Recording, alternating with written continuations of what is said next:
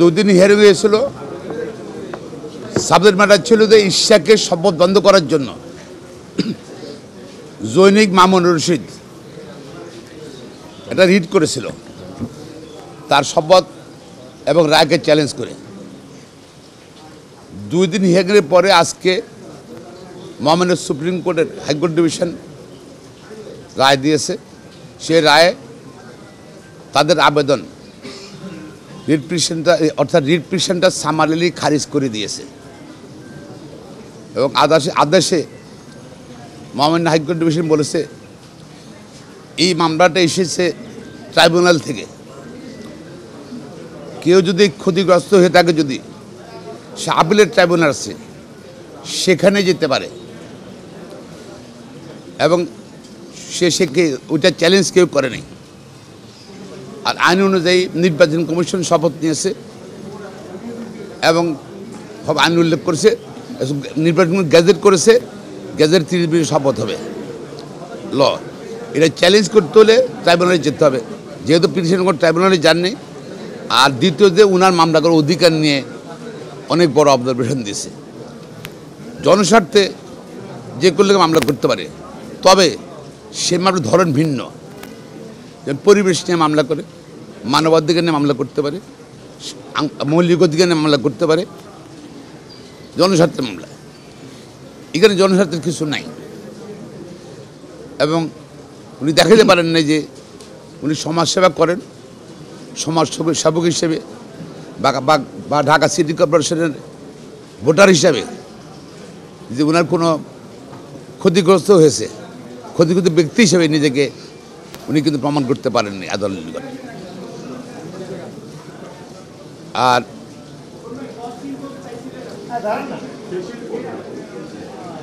এবং আদালত আরও অনেক বড় অবজারভেশন দিয়েই মামলাটা খারিজ করে দিয়েছে। ফলে ইশাকের শপথ নেওয়ার আর কোনো বাধা রইল না। তো আগামী 26 তারিখের মধ্যে শপথ নিতে হবে। শপথ যদি না দেওয়া হয়, যেহেতু ট্রাইব্যুনাল একটি আদালত, হাই কোর্ট অফ দ্য কান্ট্রিতে চেষ্টা করছিল একটা মহল শপথকে বন্ধ করার জন্য, সেটা ব্যর্থ হয়েছে। আর যদি শপথ না দেওয়া হয়, সেটা আদালত অবমাননা হবে। যারা সংশ্লিষ্ট, যাদের নলেজ আছে, মন্ত্রণালয় সম্পর্কিত সবার কিন্তু আদালত অবমাননা হবে।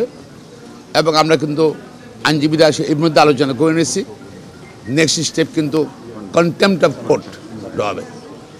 তা আমরা আশা করছি সরকার আইনের শাসনে বিশ্বাস করবে, রায়ের প্রতি আস্থা রাখবে। ট্রাইব্যুনাল এবং হাইকোর্ট ডিভিশনের আজকের রায়ের প্রতি আস্থা রেখে আগামী 24 ঘন্টার ভিতর তার শপথের ব্যবস্থা গ্রহণ করবেন। লোকাল বলছে তার কোনো লোক নেই, সে তো লোক আসছে লয়ার মামলা করতে পারে, তবে এইসব মামলা না যেখানে কন্টেস্টিং পার্টিস আইনে বলা আছে কারা কারা এই মামলায় পার্টি হবে।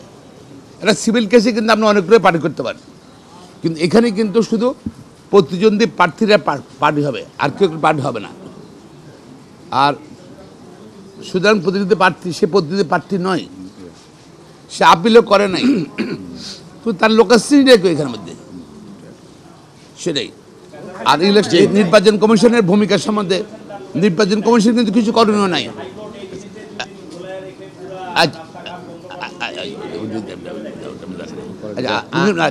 নির্বাচন কমিশন কিন্তু গতকাল স্টেটমেন্ট করে বলেছে তারা আদালতের নির্দেশ পেলে স্বাধীনতার পরে যতগুলো রায় পেয়েছে সবগুলো তারা কার্যকর করেছে।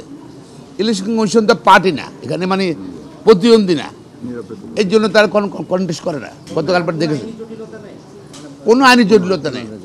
না দেওয়াটা বরঞ্চ আদালত অবমাননা হবে। ওটা বলেছি স্থানীয় সরকার মন্ত্রণালয় থেকে পিআরও বোধহয় বলছে যে একটা মামলা, হাইকোর্টে একটা মামলা বিচারাধীন আছে, এটার জন্য আমরা অপেক্ষা করছি, শেষ হয়ে গেছে। সুতরাং তার আর কোনো জটিলতা নেই, কোনো কিছুই নেই, মানগত বাধা নেই। আশা করি ইনশাল্লাহ। ঢালাইয়ের সেরা প্রিমিয়ার সিমেন্ট।